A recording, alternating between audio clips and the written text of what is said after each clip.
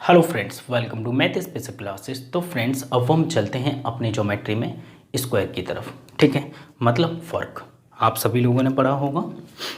ठीक है, हेडिंग डालेंगे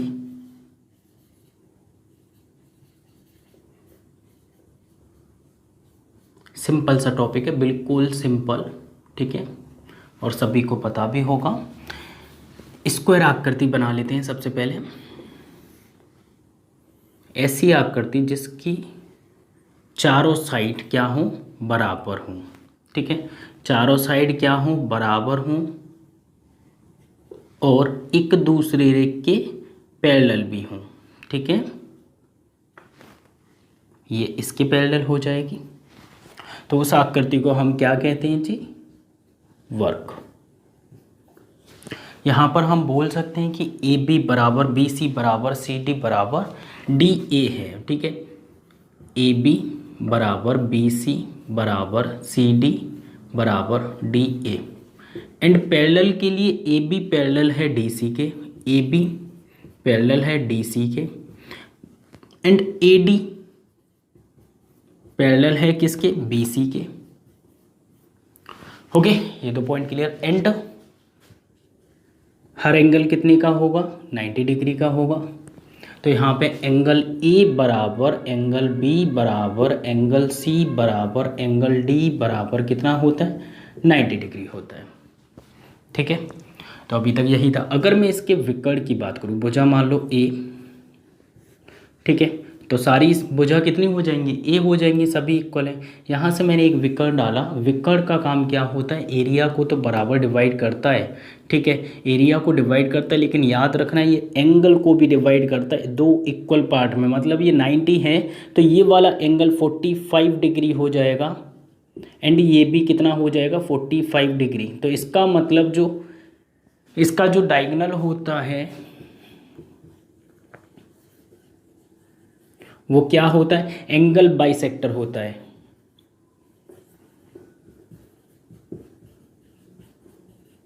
कोण समद्विभाजक होता है, मतलब एंगल को इक्वली डिवाइड करता है। एंड दोनों डायगोनल इसके बना दिए जाएं तो दोनों डायगोनल याद रखना,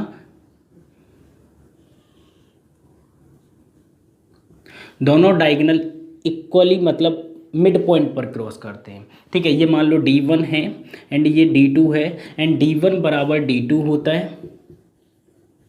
ठीक है, एंड यहाँ पर 90 डिग्री का एंगल बनाता है, मतलब AC पर परपेंडिकुलर होगा क्या, DO। ठीक है, तो हम बोल सकते हैं D1 परपेंडिकुलर बाई D2। ठीक है, D1 जो है परपेंडिकुलर होता है किस पे, D2 पर। ओके, एंड ये वाली लाइन OA बराबर होगा किसके, OC के। OA बराबर OC, और याद रखना यहाँ पे तो चारों ही बराबर होंगे। OA बराबर OC बराबर OB, ये भी बराबर होगा इसके, एंड OD भी बराबर होगा, मतलब चारों बराबर होंगी। तो यहाँ पे लिख दीजिए OA के बराबर होगी OC, के बराबर होगा OB, बराबर होगा OD। जहाँ से पॉइंट ओ पॉइंट पे जहाँ इंटरसेक्ट कर रहे हैं वहाँ से चारों हमारी जो डायगोनल हैं, चार टुकड़े हो जाएंगे, वो चारों समान होंगे। ठीक है, तो यहाँ तक तो सारे पॉइंट क्लियर। एंड यहाँ पे जो 90 डिग्री का एंगल बनाते हैं तो हमने D1 perpendicular D2 is equal to 90 लिखना चाहो 90 डिग्री लिख लो, मतलब इसका 90 डिग्री ये। ठीक है, परपेंडिकुलर नोट कीजिएगा पहले। तो अगर मैं इसके एरिया की बात करूँ, ठीक है, एरिया भी हम यहीं पर लिख लेते हैं। एरिया क्या हो जाएगा, भुजा का स्क्वायर हो जाएगा। अगर मैं पेरीमीटर की बात करूं, ज्योमेट्री है वैसे यहाँ पे परिमाप वगैरह की बात नहीं होती, तो यहाँ पे परिमाप कितना हो जाएगा, 4A हो जाएगा। ठीक है, 4 इंटू साइड। अगर विकर्ण की बात की जाए तो देखो एक भुजा A, तो यहाँ पे ये कितना हो जाएगा, रूट के अंदर A स्क्वायर मतलब √2A। तो इसका जो विकर्ण होगा डायगोनल बराबर कितना हो जाएगा,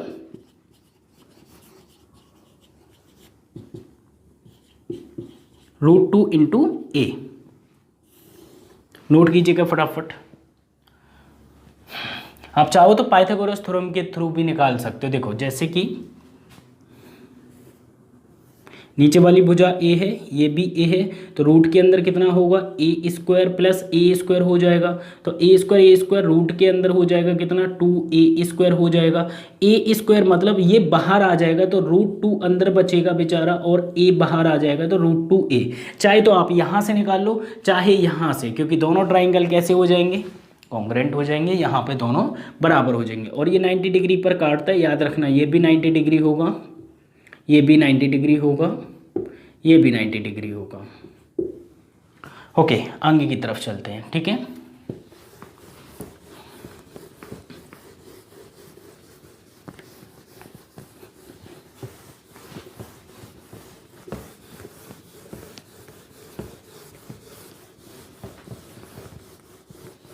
एंगल बाइसेक्टर याद रखना, कोण को बराबर बराबर भागों में काटता है कौन, डायगोनल। ठीक है, 45 डिग्री 45, ये सबसे ज़्यादा मेन पॉइंट है, बाकी सब सेम है। जैसे कि एक मेरे पास स्क्वायर है, ठीक है, यहाँ से मैंने एक डायगोनल डाला, यहाँ से डायगोनल डाला,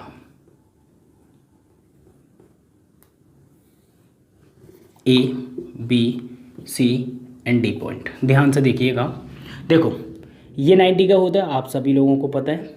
ठीक है, ये हो जाएगा 45 इधर, ये 45 का है, एंड यहाँ पर अगर हम देखेंगे तो ये 45 हो जाएगा, 45 90, एंड ये कितना एंगल बचा, तो ये हो जाएगा 90 डिग्री। तो सीधी सी बात है, ये जब 90 तो इसके वर्टिकली अपोजिट एंगल ये भी तो 90 डिग्री हो जाएगा। इसी तरह ये 45 होगा डिग्री, ये 45 डिग्री होगा, तो ये बताओ ये कितना हो जाएगा, 45 कितना हो गया, 90 हो गया। एंड पूरा ट्राइंगल कितने का होता है, 180 का होता है। ठीक है, तो यहाँ पे ये कितना बचा, 90 डिग्री। ये जब वर्टिकल, यहाँ से वर्टिकली अपोजिट एंगल ये 90 डिग्री के बराबर हो जाएगा, ये हो जाएगा 45, ये हो जाएगा 45 डिग्री, ये हो जाएगा 45 डिग्री। तो यहाँ पर तो कोई प्रॉब्लम होगी नहीं। ठीक है, नोट कर लीजिएगा। ओके, एक स्क्वायर है मेरे पास ABCD, एंड मान लो ये मिड पॉइंट है, ये AB का मिड पॉइंट है, ये BC का मिड पॉइंट है, ये AD का मिड पॉइंट है। इनको मिला देते हैं, फिर देखते हैं क्या बनता है। ठीक है, ये मिला दिए। आप लोगों को पता होना चाहिए यहाँ पे जो डायगोनल होते हैं, विकर्ण होते हैं, दोनों बराबर होते हैं, याद रखना।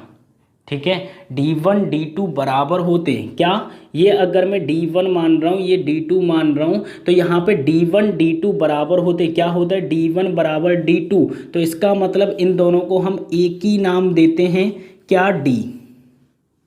यहाँ D1 D2 तो काम ही खत्म हो गया, क्योंकि दोनों बराबर ही होते हैं डायगोनल। जब दोनों डायगोनल बराबर होते तो हम एक ही नाम देंगे। अगर मैं यहाँ से एक विकर्ण डालूँ, ठीक है, ये है मेरा D, अगर ये D है तो इसका आधा हो जाएगा। देखो अगर मैं इस ट्राइंगल में देखूँ तो इस ट्राइंगल का ये मिड पॉइंट होगा, ये मिड पॉइंट होगा, तो इस वाली भुजा से कितना हो जाएगा, ये पैरेलल है, पहली बात तो इसके पैरेलल ये है, तो D का आधा हो जाएगा ये D/2, एंड ये भी आधा हो जाएगा D/2। अगर मैं यहाँ से एक डायगोनल डालूँ दूसरा वाला, तो ये भी D होगा भाई, ये कोई अलग थोड़ी ना होगा। जब ये D है तो ये हो जाएगी भुजा कितनी, D/2 हो जाएगी, और ये वाली भुजा D/2। तो इसका मतलब चारों भुजा बराबर है, इसकी पहली बात। अब बचता है यहाँ पे दो ऑप्शन आपके सामने, या तो रोम्बस होगा या स्क्वायर होगा। अगर 90 डिग्री का एंगल बन रहा है यहाँ पर, तो इसका मतलब ये होगा स्क्वायर, क्योंकि ये 90 तो ये 90। अगर ये 90 है तो देखो एक दो पैरेलल लाइन के बीच में करस्पॉन्डिंग एंगल की बात करूँ तो यहाँ पे देखो, एक मिनट, दो पैरेलल लाइन के बीच में चाहे कैसे भी समझ लो, इन दोनों का सम कितना होगा, 180 डिग्री होगा। करस्पॉन्डिंग एंगल क्या होंगे, 180 डिग्री। अगर मैं इसके एंगल की और इस एंगल की बात करूँ तो अंदर अंदर के कोण कितने हो जाएंगे, 180 डिग्री हो जाएंगे। तो यहाँ पर सीधी सी बात है, अगर ये 90 है तो ये वाली लाइन इसके पैरेलल है, तो ये भी 90 हो जाएगा। अगर ये 90 तो ये वाला 90 हो गया, ये इसके पैरेलल है तो ये भी 90 हो गया। मतलब सारे एंगल क्या हो जाएंगे, 90 डिग्री हो जाएंगे, सीधी सी बात है, और कुछ नहीं है। तो ये जब 90 डिग्री होगा तो आप लोग बता सकते हो कि चारों भुजा तो हमारी D/2 है। अंदर वाला ही बना रहा हूँ सिर्फ मैं, ये D/2 है, ये D/2 है, मतलब चारों भुजा बराबर है, D/2 है, D/2 है, और हमें पता है ये 90 डिग्री है, ये 90 डिग्री है। तो एक बात बताओ, ये डायग्राम कौन सा होगा भाई, आप लोग बता सकते हो। इसके अंदर जो डायग्राम बनेगा वो स्क्वायर ही बनेगा, स्क्वायर मतलब वर्ग ही बनेगा, कुछ और नहीं बनेगा। फटाफट से नोट कीजिएगा, ठीक है। चलो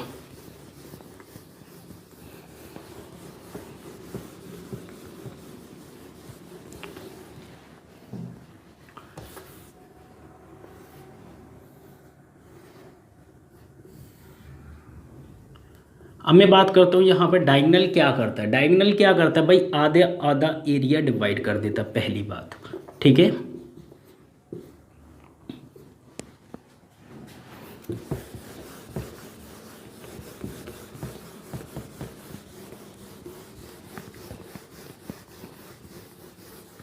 अगर मैं दोनों डायगोनल बना दूं तो 1/4 पार्ट हो जाएगा, ठीक है।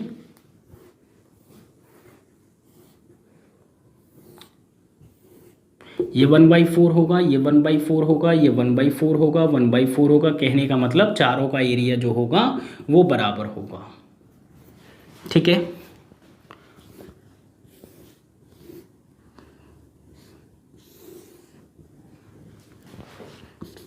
A B C and D, okay. अब ये मिड पॉइंट है, ये मिड पॉइंट है, ये AB का मिड पॉइंट, ये BC का मिड पॉइंट, ठीक है। अगर मैं इसे इस तरीके से मिला दूं यहाँ से, तो अभी ये आधा आधा होना है, ठीक है। मिड पॉइंट से मिड पॉइंट वाली लाइन मिल रही है, तो ये दोनों एरिया आधे हो जाएंगे। एंड यहाँ से अगर मैं मिला दूँ तो ये 1/4 पार्ट हो जाएगा, 1/4 पार्ट हो जाएगा, 1/4 पार्ट हो जाएगा, 1/4 पार्ट, मतलब पूरे स्क्वायर का कितना एरिया होगा एक डिब्बे में, चौथाई भाग होगा, ठीक है। एंड स्क्वायर एक और बना देते हैं, कुछ भी कर लो, वो आप लोगों को दिखाई देने से पता चल जाएगा थोड़ा बहुत, ठीक है। ये मिड पॉइंट है, ये मिड पॉइंट है, या फिर इसे हटाओ अभी, ये मैंने डायगोनल डाला एक, ठीक है। और ए वर्टेक्स से या फिर इस वाले वर्टेक्स से, सी वर्टेक्स से मैंने एक मीडियन डाल दी यहाँ पे, ये क्या है, मिड पॉइंट है, ये मिड पॉइंट है, ठीक है। एंड यहाँ से मैंने क्या किया, यहाँ से एक और मिड पॉइंट डाल दिया यहाँ पर, ये क्या है, मेरा मिड पॉइंट है। तो एक बात बताओ, जब एरिया था आधा आधा, अब एरिया कितना हो जाएगा, 1/4 1/4 1/4 1/4, मतलब चारों भाग का क्या होगा, एरिया बराबर होगा। ये मीडियन का वर्क करेगी, ठीक है। जब मीडियन का काम करेगी तो आधा आधा एरिया कर देगी। 1/2 था, ये पूरा कितना था, ये पूरा था 1/2, 1/2 का आधा करें, 1/2 का आधा करने का मतलब है नीचे 2 से भाग करना, तो ये नीचे 4 हो जाता है, 1/4 हो जाएगा, ठीक है। ओके, नेक्स्ट देखते हैं आगे।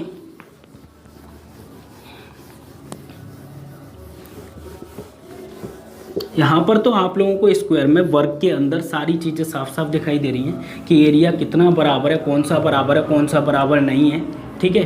तो इसमें कोई ज़्यादा बड़ी बात नहीं है, सिंपल सा टॉपिक है, बस एक बार पढ़ लीजिए, काम हो जाएगा।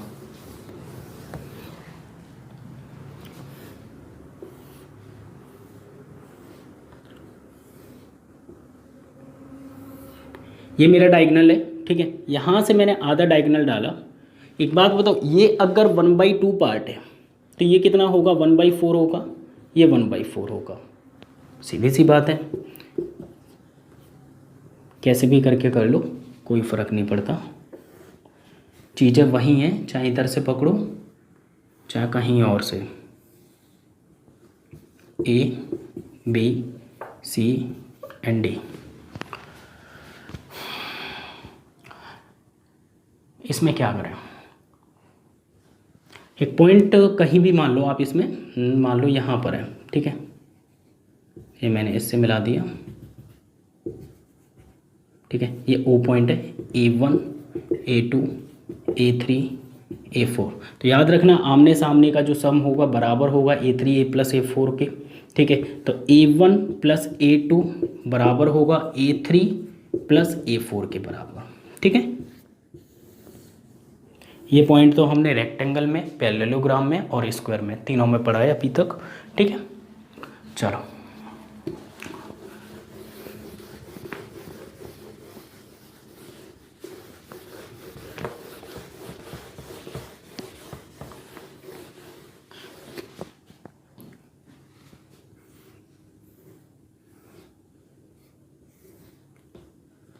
ए बी सी एंड डी, कहीं भी पॉइंट मान लो ओ, ठीक है, इसे मिला दो इस फिगर को, इस वर्टेक्स को, इस कोने को, ठीक है।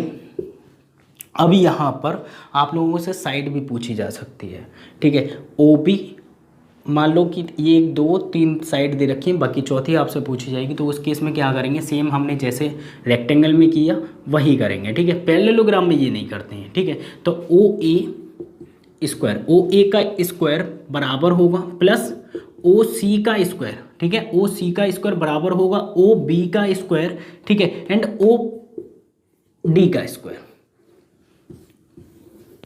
जब अंदर की तरफ कहीं भी पॉइंट हो। और अगर मैं बाहर पॉइंट बनाऊं, यहां पे ले लेंगे, ठीक है, बाहर कहीं भी ओ पॉइंट है and A B C and D, तो यहाँ पे याद रखना ओ ए एंड ओ सी का स्क्वायर, ओ ए सेम रहेगा, ओ ए का स्क्वायर प्लस ओ सी का स्क्वायर बराबर हो जाएगा ओ बी का स्क्वायर प्लस ओ डी का स्क्वायर।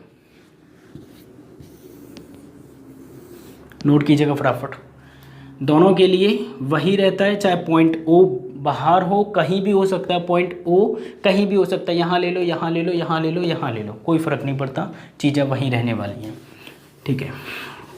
अब अगर स्क्वायर की किसी भी एक भुजा को बेस मानकर, आधार मानकर एक त्रिभुज बना दिया जाए, जिसका वर्टेक्स, जिसका कोना ऊपर का किसी दूसरी अपोजिट साइड को टच करती है, तो उसका एरिया कितना होगा। जैसे कि एक स्क्वायर है मेरे पास, इसको मैंने बेस मान के ऐसे एरिया बना दिया, ये मिड पॉइंट नहीं है, ठीक है, ये मिड पॉइंट नहीं है, सीधे नॉर्मल है, A B C and D, तो याद रखना इन दोनों का एरिया 1/2 होगा और इस अकेले का एरिया 1/2। चाहे आप किसी को भी बेस मान लीजिए, A B and C and D, इसको बेस मान के सामने वाले को टच करना चाहिए लेकिन, ठीक है, तो इन दोनों का एरिया जो होगा 1/2 होगा, ये भी 1/2 होगा, चाहे नीचे मान लो, चाहे लेफ्ट राइट में मान लो आपकी बार बेस, ठीक है। तो अगर आप ऐसे भी बनाओगे तो भी 1/2 ही होगा, A B C and D, इन दोनों का एरिया 1/2, ये वाला एरिया भी 1/2। अगर आप उल्टा बनाते हो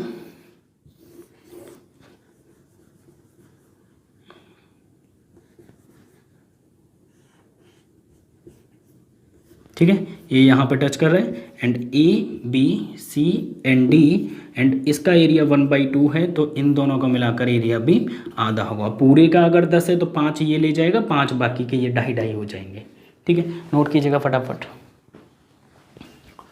ओके फ्रेंड्स, तो स्क्वायर में तो बस सारी चीज़ें वही हैं, कुछ नई चीज़ें नहीं हैं, ठीक है। एंड अब हम नेक्स्ट वीडियो में लेके आते हैं रोम्बस, ठीक है। इसी को हम क्या करेंगे, थोड़ा सा लात मार के आगे की तरफ शिफ्ट कर देंगे तो वो रोम्बस बन जाएगा, ठीक है। चलते, बाय, टेक केयर, अपना ख्याल रखना, बाय।